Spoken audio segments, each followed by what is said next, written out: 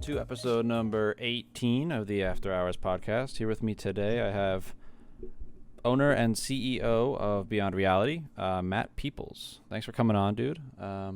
Excited to get into what we got going on here. Thanks for having me. Yeah, no problem at all. So first question, as always, is what was your first experience in the esports space? How did you first get involved, and what was your first kind of interaction with finding out about esports? Well, so I've been following the esports scene and competitive Call of Duty scene since Black Ops 1 and Black Ops 2. I never really got into like esports as owning an organization until roughly about 2016. I went to school and did a bunch of other things after playing Call of Duty for a little bit. So basically, in 2016, I started up a small little gaming team, so to say, and we kind of branched off into esports a little bit. We weren't very serious, so to say, competing wise, up until about maybe 2017. But I've always been following Call of Duty esports for as long as I could remember. Right. Yeah, that makes sense. So what was the first Call of Duty game that you got involved with? I guess two-parter. Part one would be the first game that you picked up, and the second one would be which game did you start playing competitively in? So my brother used to play World of War all the time. Yeah. And I watched him play that for a while, and I was never good at shooting games. I would always lose to my brothers. That wasn't never my cup of tea. The very first Call of Duty game I played was Modern Warfare 2, and Gotcha. I was surprisingly really good at it. And I had no idea that would start my love for Call of Duty, because I was never the shooting type guy. I was always playing games like Pokemon and Mario Kart and stuff like that. So I never really got into the shooting games until Modern Warfare 2. And even when I played Modern Warfare 2, all I really did was snipe in it, really. So. Right. Yeah, that makes sense. Cool. So as far as, I guess past the esports and Call of Duty stuff, so obviously you're a graphic designer. What got you started there? Where did that interest come in? How did that blossom? So, realistically, I used to draw graffiti a lot. Okay. That was back when I was a younger teenager, in my youth, pretty much 13, 14, and maybe a little bit of 15. I used to draw graffiti, and I used to actually go and spray paint buildings and stuff, and obviously not legal. So. I'm not telling anybody to go do that, but that was what started my whole artistic view of things. I used to love doing that for some reason. I guess it was more the adrenaline rush, I guess, of being out late and hoping that you don't get caught. And I don't know. It was pretty stupid now that I think about it, but to this day I still loved it. I started doing graphic design after I got out of school, and realistically, it was just to try to make extra money. Really, it wasn't even a passion at the time. It was kind of one of those things where I was just well, I don't got nothing else to do. I'm working. I want to make a little bit of extra money, and I figured it'd be cool to get into. And like most designers, we all suck when we start. So I was making crazy, stupid looking banners that made no sense. Yeah. But I started designing in 2016 as well. Okay. Pretty much late 2016. Cool. So where did you get? I'm going through your portfolio too. Obviously, this probably won't be in the video. But what was you said headers? Was that kind of just your bread and butter in the beginning, and then you kind of branched out from there? Yeah, headers and profile pictures is usually where 80% of the designers usually start off with headers and profile pictures. Yeah. Nowadays. Yeah, especially. Go ahead. It's very rare that you see a designer start off with motion design or Illustrator. Everybody starts off with headers and profile pictures for some reason. So yeah, it's probably just because it's an empty canvas, and it's really anything goes there. Right. Which is pretty cool. I mean, same for me. When I started graphic design, it was just headers and profile pictures, so it was kind of meh. But yeah, I guess that's how it goes. So transitioning from graphic design, or if I understand correctly, Beyond Reality was after you started graphic design, right? Yeah, actually, I used to play a game called Geometry Dash. Okay. Not too many people have heard of it. It's a mobile game. I started up a random team on that, and that was like during the time that I was working a lot and never really had time to play games or do anything like on social media. Matter of fact, I didn't even know what Twitter really was. It's crazy because I didn't have a Twitter until 2016. Oh wow. I didn't really care for social media so much. Yeah. So I had like a small team in Geometry Dash, and that was like my hobby at the time, was just having like a team in that game. And for a while, that was what I did. And then when I started playing Black Ops 3, I met a guy on Black Ops 3 who actually owned Beyond Reality, and it was just like a UMG team pretty much. It was like a get on, play some Black Ops 3 GBs or UMGs or whatever the night was consisted of. Mm-hmm. And we played on Xbox, and the Xbox community was pretty big in Black Ops 3. There was a lot of people playing at that time, and it was very competitive at that time, and I loved it. I loved everything about it. And eventually, after a while, we turned it into like a gaming community, and we had like a lot of people involved in it. We had like a whole Call of Duty side, and then like a whole like just community of people that are just like either streaming or just wanting to chat and hang out and stuff. And it was pretty awesome actually for a while. Yeah. So what, or I guess let's talk a little bit about what Beyond Reality is as of now, because you talked about it being a UMG slash kind of game battles type organization. At what point did you kind of take over, unless it's kind of split? But at what point did you get involved with it at the level you are now? And what are your current plans, and what are you guys doing now? Okay, so in late 2016, going into early 2017 is when I transitioned into like the owner of Beyond Reality. The original person wasn't very much of a so to say esports like hands-on person. Like he was very into esports, but he wasn't very into like running esports. Yeah. So he actually ended up stepping down from Beyond Reality randomly, and it was mutual. It was kind of one of those things we were like, all right, well, if it's not what you want to do, it's not what you want to do. And I mean, there were some, not like huge altercations, but pretty small altercations between us, and it didn't end on like a solid good note, but it didn't end on like a horrible note. It was just like one of those things where he was just like, all right, well, I'm just gonna go do my own thing. Yeah. And after that, we decided we would branch off into esports at that point. And I think the very first team we picked up was a Call of Duty team, and we were very excited about it. And they didn't really place too well, but it didn't really matter because we were just so excited just to be competing in general, pretty much at that point. Mm-hmm. And that was, like I said, that was early 2017. Gotcha. So is that typically what your current breakdown of the organization is right now? Is it mostly Call of Duty? Not right now, no more. Yeah.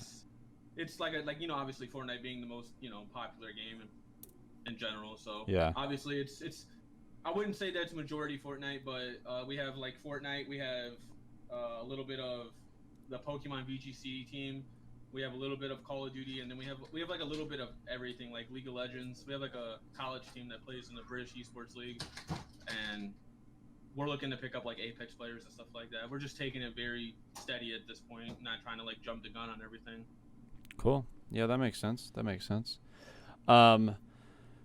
So is it just you that runs the organization now? Currently, right now, I pretty much do like majority of the operations of the organization. I do have a co-owner, but he's more of like the hands-on when it comes to like the actual esports business. Yeah. Obviously, I'm familiar with esports, but I like I said, I only have like 3 years of experience, while some of the guys I work with have 5+ years. Sure. And it would just make more sense to have them more involved in the esports side of things than me trying to run the whole thing if they have more experience than me. No. I've been running gaming communities since I was like 15, so that's my bread and butter. I know like gaming communities like the back of my hand. I know how to start one up, and I know how to build one from the ground up. Yeah, that makes sense. Now what does your day-to-day look like running Beyond Reality? Well, I usually wake up, answer about a couple emails, got about maybe 10 DMs. Just pretty much going through and responding to people as much as I can. Usually just check to see if I have any important stuff that I got to get involved in, any meetings or anything like that I got to set up. Ask how the players are doing, if they need anything, make sure that everybody's content within the team. Yeah, and then basically throughout the day, it's just responding to people and just making sure that everybody's content. Everybody's doing what they're supposed to be doing.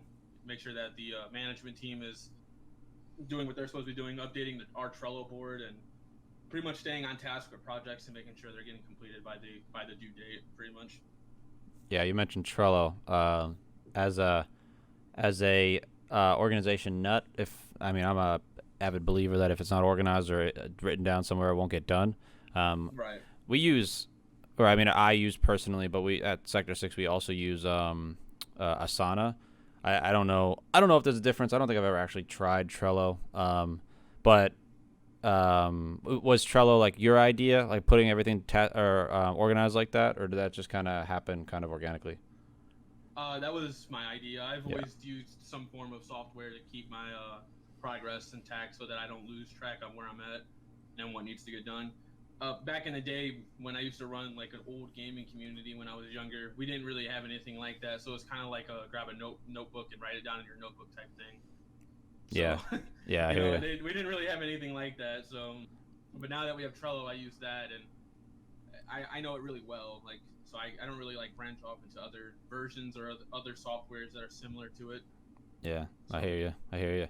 I mean, it's weird sometimes. Like for me, I'm definitely in the heat of the moment. Like especially for the podcast, I focus. I'm really pen and paper because it's quicker to me or for me than opening up a Asana or a Trello window and jotting it down and spelling and typing it out, where I could just jitter some quick notes on a piece of paper and that'll trigger me to remember.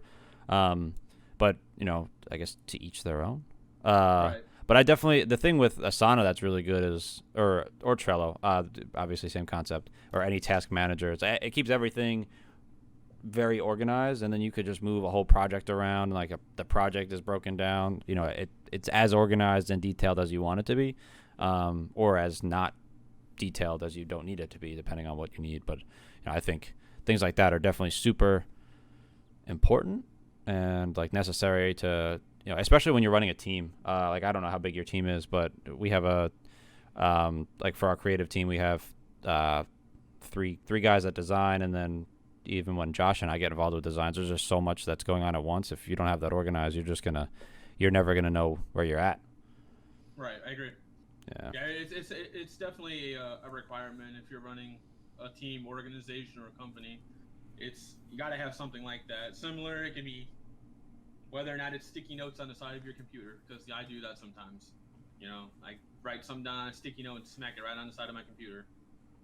And I'll always go back and look at it and see what I've written down or wrote down and make sure that I got it done or checked into it or whatever. Because like you said, sometimes it's a little bit of a hassle to just close down whatever you're doing and go straight to Trello and type it out. So I always have like a sticky tab note by me. Something like that, so I can write stuff down if I need to. Yeah. I'm at one point I was a sticky note guy. I kind of fluctuate. I'm definitely a sticky note guy sometimes, and then I have I don't know if you know the Field Notes little books that fit in a pocket. I have tons of them. They're great too. But yeah, notes are important. For remembering things, and obviously for like keeping on task and things like that. Cool. Slightly off tangent. Didn't expect to get into Asana / Trello conversation. But so I guess so as far as Beyond Reality goes, like we talked a little bit about what you guys are doing, but do you have like big plans coming up or anything like that? Like what are you guys working on? What is your like 2-3 year kind of plan / goals that you guys have right now? Well, I know one of the biggest like walls to break through is esports. Obviously, building the brand up is probably my biggest project, and that requires multiple years of commitment and dedication into the organization as a whole. Esports is kind of one of those things where you're just like, if we can compete in it, we can compete in it for now. Obviously, money is the most important thing when it comes to esports. You have to be able to fund players, get jerseys, help assist getting those players to the events. And sometimes it never really works out in the end on a return on investment and stuff like that. And that's part of the risk and reward of being in esports is, knowing that you're not going to be getting lots of money back in return unless you're putting lots of money into those players. So it's one of those things where you love esports and you want to compete, but you have to know when to step down from it and just work on the brand itself and build the brand up, get the right content creators, get the right people behind it, get the right, just pretty much the whole layout and settlement of the entire organization first before you start trying to make big plays in esports. Because content creation and stuff like that it's free to do. Like, it doesn't require so much money unless you're like, paying a big time content creator to like be a part of your team or anything like that. Right. But most of the time, it doesn't require as much money. Everybody does it for their passion. Everybody wants to build themselves up. So, you probably see it a lot of times that players join teams and content creators join teams, and then they leave really fast because they realize it's not what they want, or they realize it's not benefiting them the way that they want. And then you see a lot of teams that get these content creators underneath contracts that they can't even fulfill. And it happens a lot in esports, and it's really sad to see. So I'm trying to avoid being in any of those sticky situations, and the only way you can avoid getting in those situations is not getting in them in the first place. Hey, how's it going? Just wanted to jump in here real quick and remind you, if you haven't already, to like, follow, subscribe, comment, share, let a friend know about the podcast if you enjoy it, if you've been listening this far, however many episodes you're in. Things like the sharing and the commenting and telling your friends and all that. It really helps me out, and it helps me understand what I could do to do better. That's it. That's all I got. Here's the rest of the episode. Yeah, for sure. It's definitely I guess a fickle subject, getting involved, or maybe it's more of like a wishful thinking thing for some of those organizations where they think they could do X, Y, and Z and then get in over their head, and either bring on too much and overspend or whatever it is that they're over-promising just in general, and then realize that they can't keep up with it, and it's just kind of like a where do we go from here thing. I don't know. It's tough. But you definitely never want to be in a situation where you're digging yourself out of a hole. And I feel like some organizations have, at least from what I've seen in the past few years, is when you overpromise and things like that, you try to dig yourself out instead of just getting ahead of it. And you spend all this time trying to continue growth, and then you're also digging yourself out of a hole, and it just turns into a big mess. But right. So yeah. That's why I'm sticking to the whole content creation, gaming, family oriented, just building the brand up from a whole is my game plan for the next couple years. Yeah. Obviously I don't have anything serious planned for the rest of this year, but I do have a lot planned for the first quarter of 2020 pretty much. There's nothing really much to do at this point besides enjoy the holidays, plan things out, get everything organized and ready for 2020, and that's what I plan on doing right now. Is just laying the foundation down. Yeah. A lot of people will say that your team isn't doing anything or your organization isn't doing anything, but I always believe in making moves and being quiet about it. You don't want, if you let everyone know what you're doing, then they're gonna steal your ideas and go and do it themselves at a faster rate.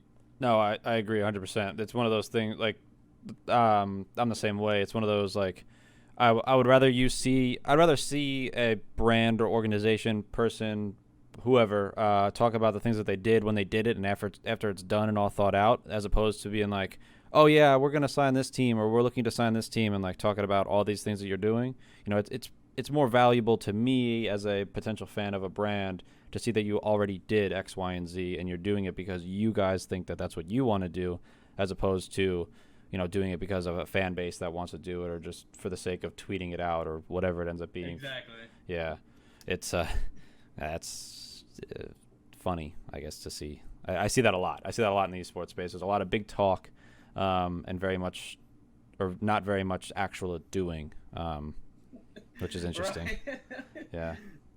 Yeah, I recently saw a few organizations signing Call of Duty teams, and I'm honestly kind of like baffled a little. Obviously, it's too early to be signing Call of Duty teams. In my opinion, short of teams involved in the CDL, there should not be any teams signing year-long, multi-year contracts for a game that's not out yet. I understand from the league standpoint. Like obviously that makes sense. Those players are always the top, the cream of the crop players. Like they're always going to play at the high level that you need them to play at. But at the amateur level, you might have a one-hit wonder who played this most recent game or last year, and they just totally flopped this year. That happens all the time. So I think it's definitely silly to be signing. I've seen a couple leaked contracts or like leaked conversations about multi-year contracts going into this game. It's like it doesn't make sense. It definitely doesn't. And the whole path to pro thing, there's not much details about it that I've seen, and a lot of I get at least 10 DMs a day about Call of Duty, and I don't like to be ignorant or rude or disrespectful, or I don't want to seem like I'm ignoring them, but when a lot of people message me and they shoot like these huge messages on Twitter, it's kind of hard for me to take it at a professional standpoint. Yeah. I'd rather see that in an email or at least a resume or just something more visually accepting to my eyes instead of having to feel like I'm reading a story or like a book or something. And that happens a lot when, and it's even worse when it comes to Fortnite. But yeah. that's a whole different story. Yeah. So, but Call of Duty, I think it's a little too early to be signing teams and rosters. Like you don't even know if these players are gonna be able to break through the game or not. Like if they're gonna be able to perform how they did last year in this game. Mm-hmm. Every game is completely different. So it's the same concept. It's the same layout. You're pretty much picking up your gun. You're shooting people. And, you're taking objectives. You're playing the map correctly. It's the same same layout, but it's gonna be a different game completely. And to be signing teams this early, and recently I've even seen some teams get dropped. Yeah. After being picked up, and it's just like, what was the point of even picking them up? Is it for just the impressions on Twitter, or is it just to like feel like you're making strides in the community? Yeah. So I really don't know. Yeah. I mean, I tend to believe it's mostly the impressions on Twitter, but I mean, maybe there are good intentions there. Maybe there aren't. It's you only know if you're on the inside. But right. Certainly what it seems like. What are your thoughts on, I guess, on the CDL, both from a like a fan side of it? Like, how do you feel about the upcoming season as a viewer of like just the pro side of it, and then on the flip side of that, how do you feel about like the path to pro and what that might or might not look like and things like that? So I like the franchising. I'm not gonna lie. I think it's really, really unique and awesome that a game that I've enjoyed playing since I was a teenager is making moves like this in the world right now. And I think it's great that they're fixing a big problem within the Call of Duty esports scene. And I mean, a lot of people don't understand like what this does for the players. It almost guarantees them a roster spot, a paid salary, a yearly salary at that. It covers them as a liability for the company, and they're not just like a player underneath the team. Mm-hmm. They actually have a job now. This is like a job. Like this isn't just like, oh, I'm on this team for this event, and then roster mania is going to happen, and I'm going to be on this team for this event. This is a job now for these players, and I think that's something amazing that the gaming industry is able to do something like this at this time of the age. And as a fan, I can't wait to see these players compete underneath these city-based teams and stuff. I can't wait for it. I think it's awesome, and as a competitor and as an esports owner, I'm waiting to see what the path to pro is going to be bringing. I want full details before I even get involved in it. I want to make sure that it's something that is worth getting into, something that I can invest into, something that I can see my organization doing. And I want to make sure that I have all the details first before I go and pick up a roster. And then something randomly happens, like, oh, a player doesn't want to play anymore, or, oh, they're not playing as good as they said they were going to be playing.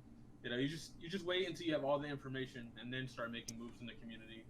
Yeah, for sure. I mean, I'm definitely, on the same wavelength as you on the like the spectator side of it. I think it's definitely Gonna be super interesting to watch these teams play. Call of Duty's always been an interest of mine for sure.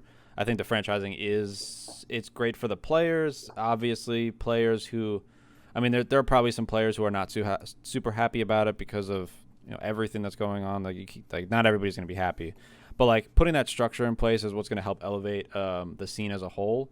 You look at what happened with Overwatch. Overwatch went from I wish I knew the numbers. Overwatch went from a game that was watched by X amount of people, and then the league got behind it, and all the money came in, and a lot of structure came into it, and there was everything started to make a lot more sense, and there was fans based on the community and based on where you live and all things like that, and just the scene as a whole grew, or the viewership and the knowledge of the game grew. So I would like to hope that that's what happens with Call of Duty as well. But I guess time will tell. And it'll be definitely interesting to see. But as far as Path to Pro goes, I'm definitely interested in seeing what happens there, because I've always enjoyed amateur esports as a whole, and Call of Duty is the epitome of amateur esports. Right, So exactly. So yeah. Fun fact: I actually played Overwatch when it first came out, and I actually really loved it. Yeah. I don't know what it was that made me stop playing it, but I just thought that was very interesting, because I didn't think Overwatch was going to be one of those games that blew up. Yeah. I thought it was cool, and I liked playing it. I played it on Xbox, and I was like, oh, this is a pretty cool game. I don't think it's going to go anywhere. Yeah. And literally, it blew right out of the waters, and now it's like one of the biggest games out there. So, I don't know. That was pretty interesting to me. Yeah, I mean, it's definitely I can't say. I think I only started playing it due to the hype coming around the league and all that, and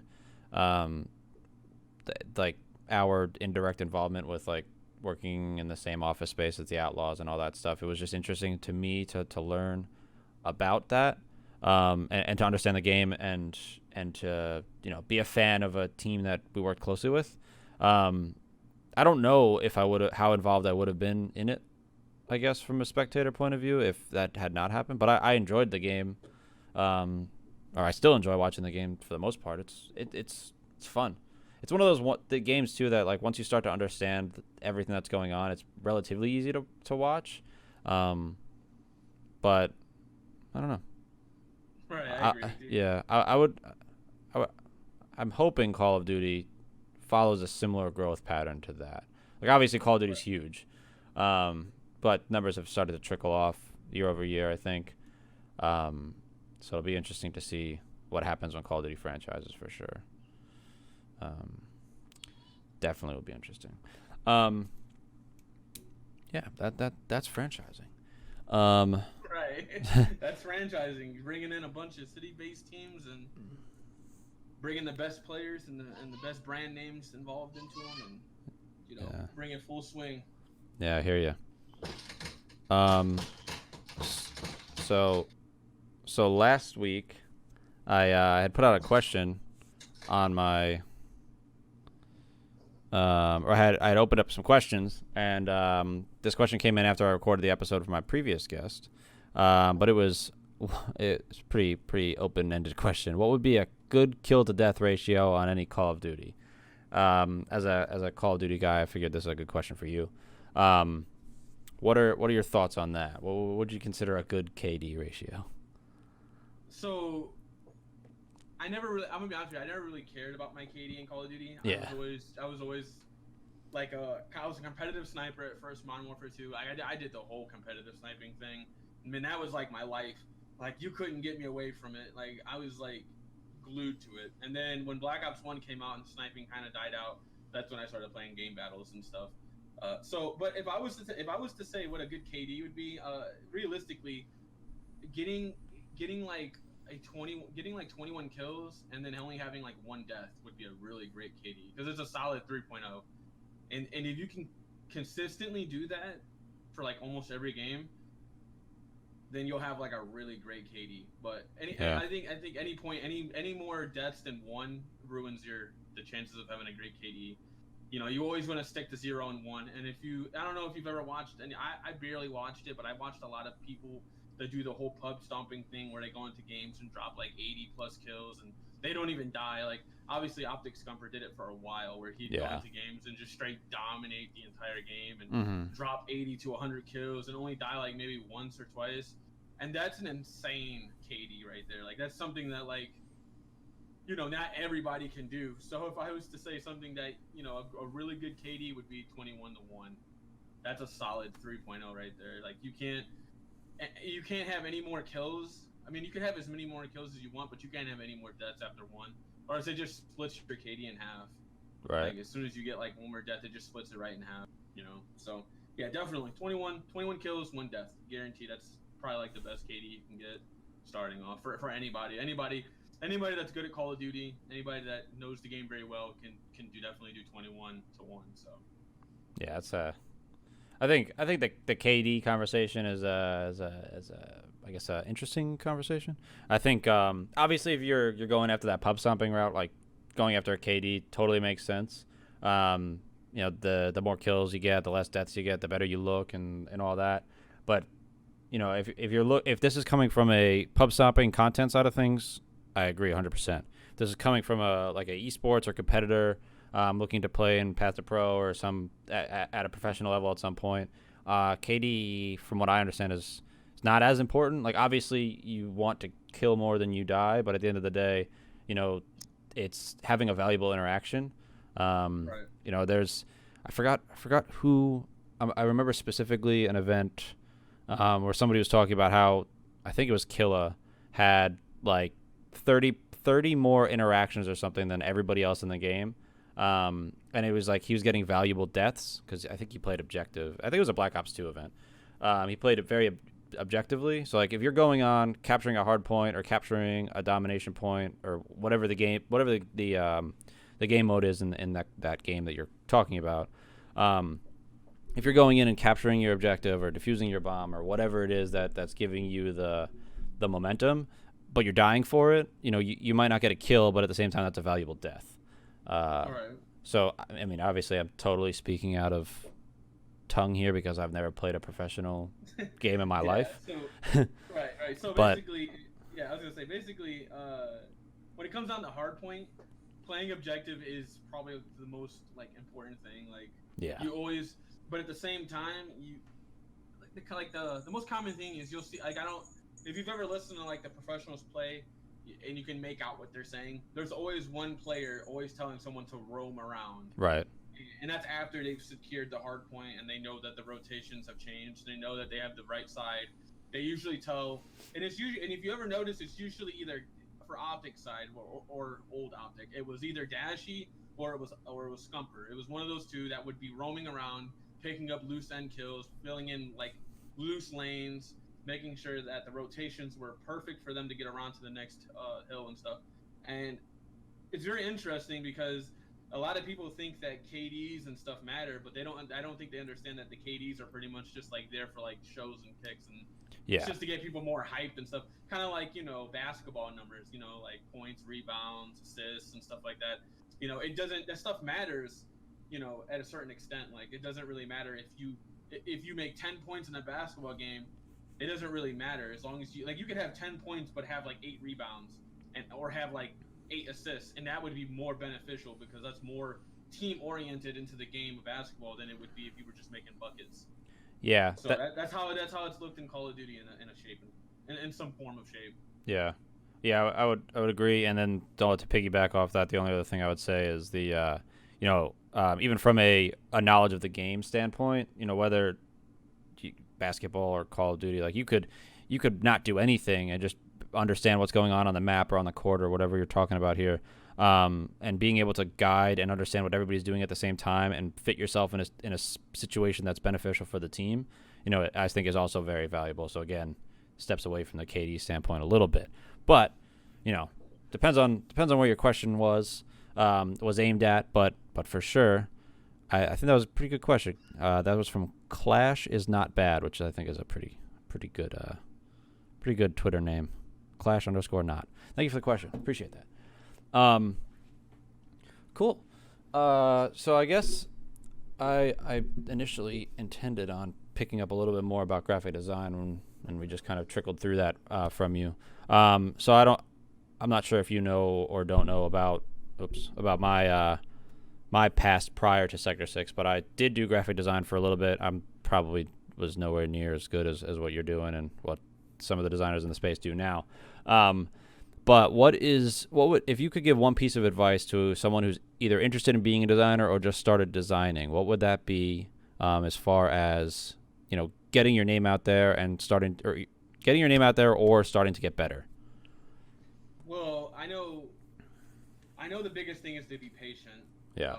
There's a lot of advice that I could give to people that want to start designing or people that are new at designing. But I think the biggest one is to just be patient, because nobody just picks it up and is automatically really great at it. No one just picks up designing and says, I know Photoshop, I know Illustrator, I know Cinema 4D, I know Adobe InDesign. There's no way you're gonna know all these softwares right off the rip, and there's no way you're gonna learn them in one day, and there's no way you're gonna learn them in a month. It takes roughly about, some people are fast learners, and I'd say maybe about 3 months if they stick to it.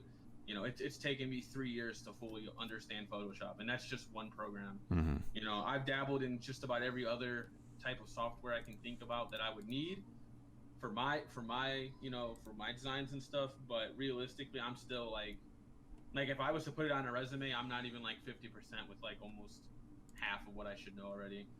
And that's why I would say just be patient, take your time.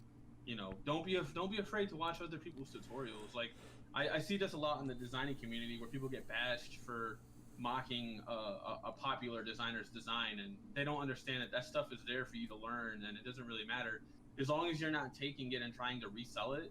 I mean, that's what it's there for. It's there for you to practice.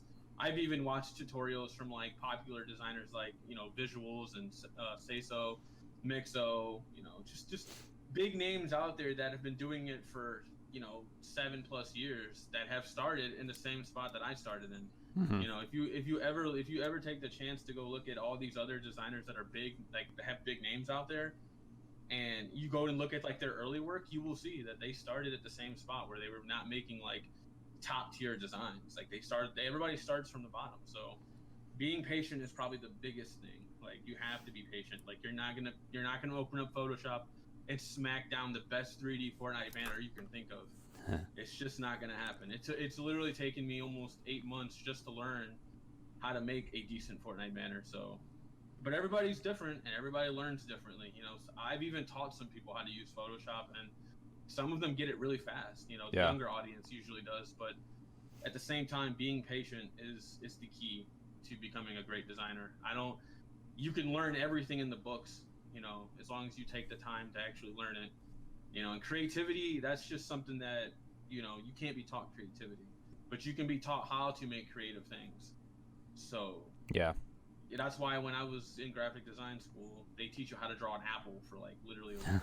Yeah. So it's not about and realistically, the goal is to see what you'll do each time with that apple, like whether or not you'll put it in a frame, or you'll put it in a basket, or you'll draw it in a tree, or if you'll draw it in someone's hand. It's just open up your creative direction with things. It's to help you see things a different way. Mm-hmm. And that's what, and it's also about being patient about it, like saying to yourself, what do I want to draw with this apple? Yeah. What can I draw?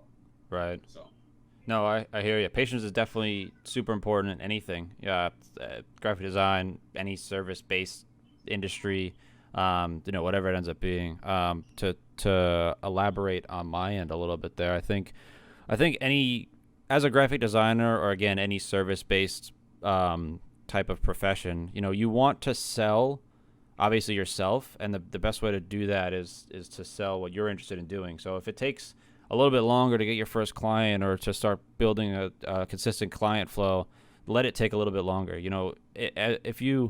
As you start to build your own personal,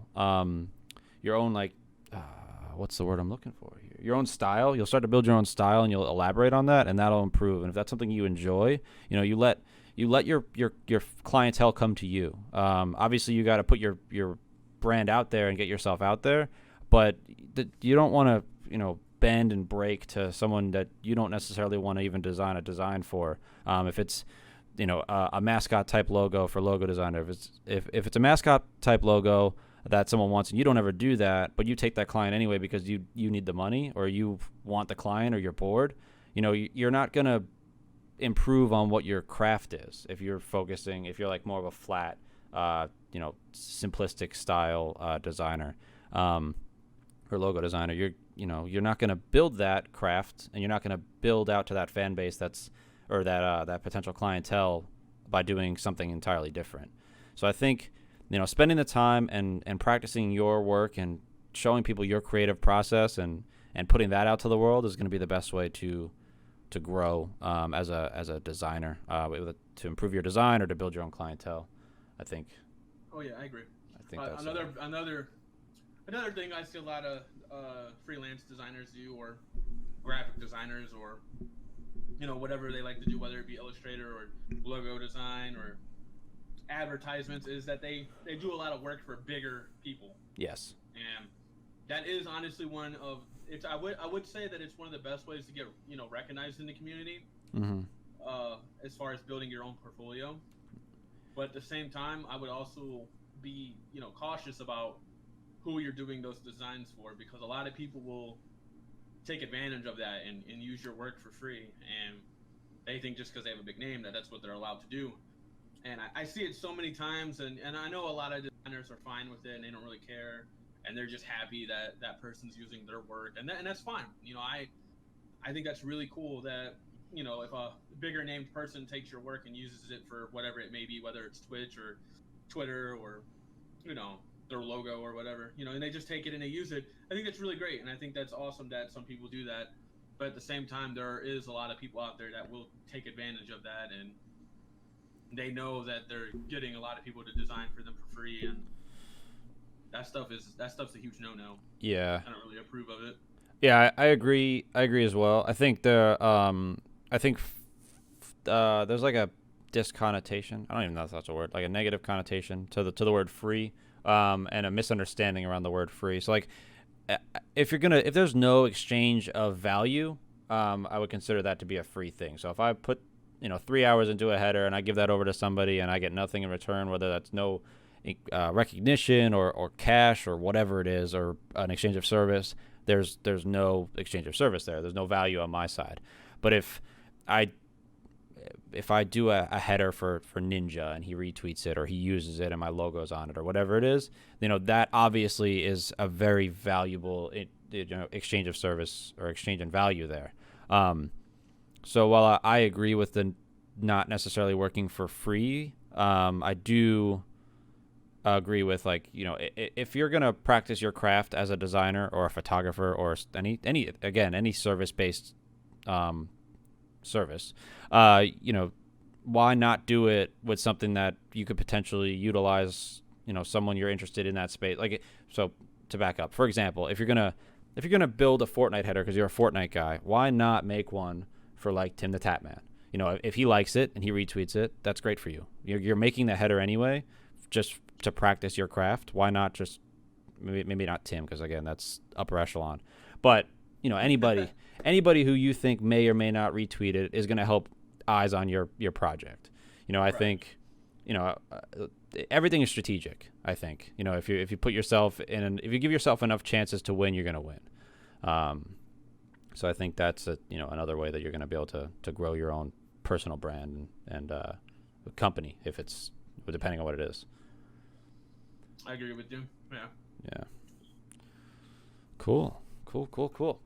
I mean, that covers my graphic design stuff. That was my biggest question. I like graphic design is something that's kind of near and dear to my, I guess, beginning esports career. So I always like to talk to different people about how their growth went and what strategy they had, and kind of going from there. I think it's an interesting topic because everybody has a different viewpoint on it, and there's obviously a lot of different designers in the space, a lot of different successful designers in the space, and I like to figure out what everybody's thinking. Yeah, so I remember when I first started designing, I was just designing stuff for random people. Yeah. And I was making a couple of dollars here and there. I didn't charge at first, and you see that a lot actually in the designing community, is that people don't charge at first. Yeah. And when I got on Twitter for the first time and I looked up designers and stuff, some of the first designers I ever, came across was Hambone, Mixo, Sayso, and Visuals, and like a few other bigger named artists at the time.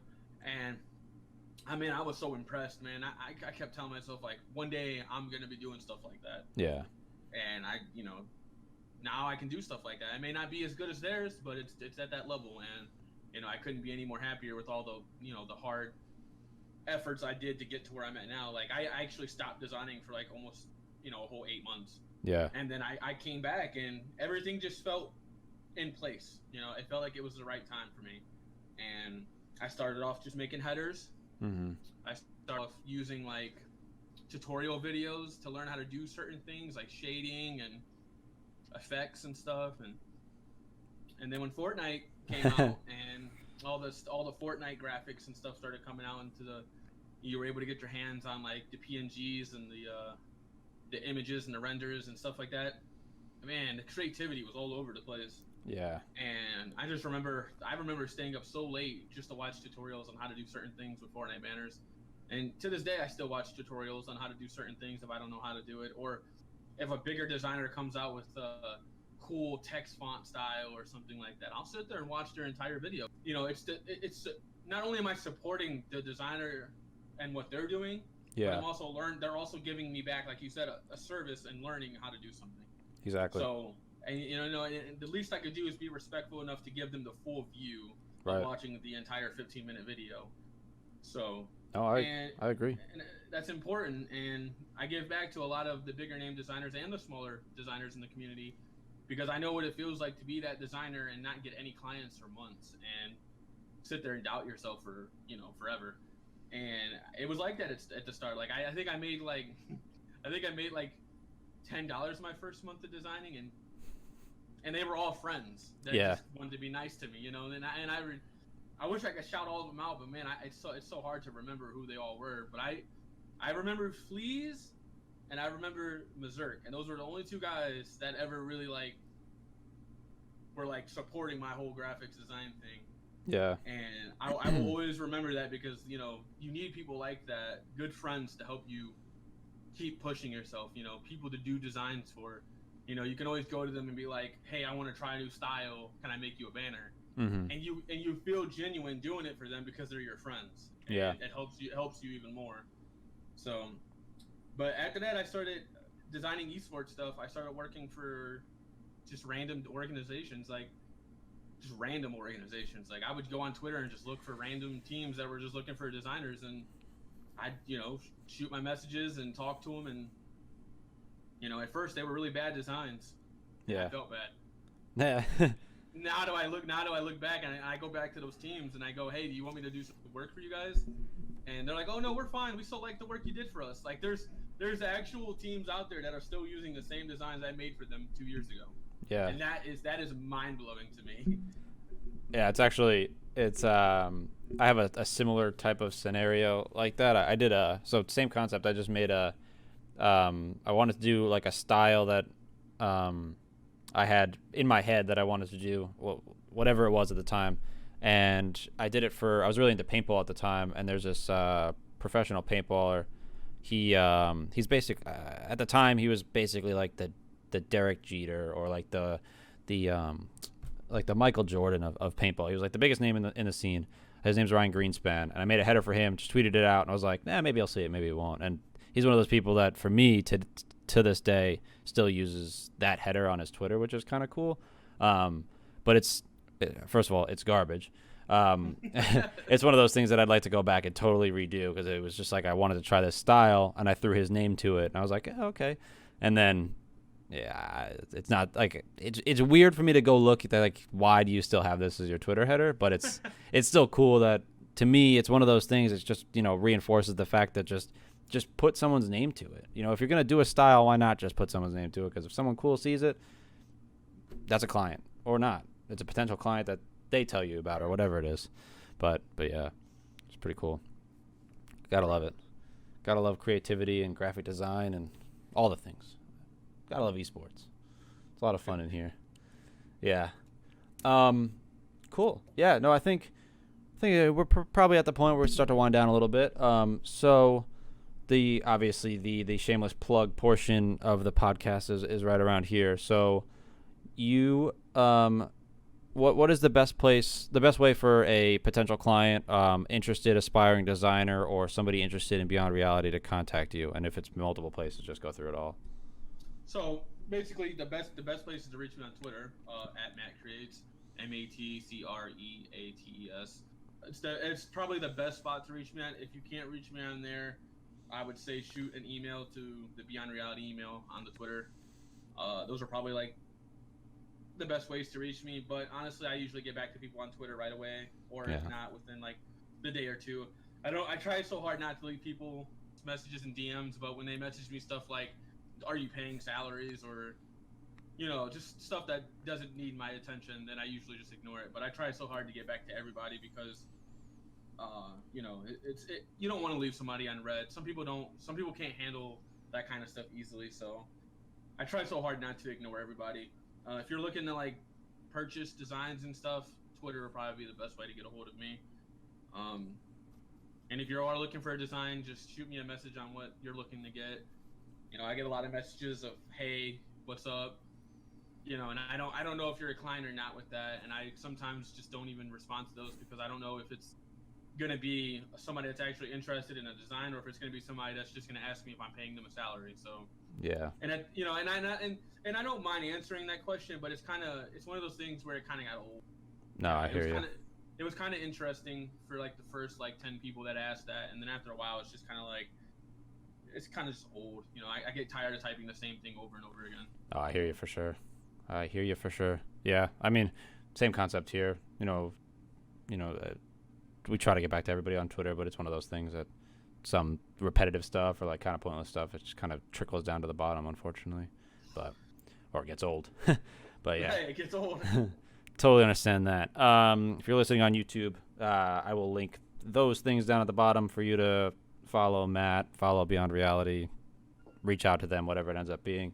But if you've made it this far into the podcast and you don't follow, you're not subscribed, or you haven't commented or left a review on the podcast, please do so. It really helps me continue to grow the podcast, and I really enjoy hearing what people have to say.